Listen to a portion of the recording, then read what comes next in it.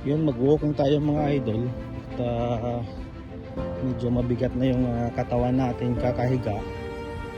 Kaya ito ngayon, kahit gabi, naglalakad tayo sa labas para kahit papaano mabawas-bawasan na yung bigat natin sa ating katawan. At isa pa, kalukuhan to. Kalukuhan talaga to. Niloloko ko lang sarili ko. Walking na to. Pero okay lang.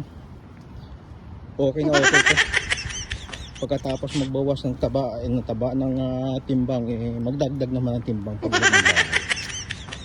Yun lang mga idol. Maraming salamat sa panonood nitong short video natin ngayong gabi. At naway na-motivate ko kayo sa aking kalukuhan ngayon. Yun lang.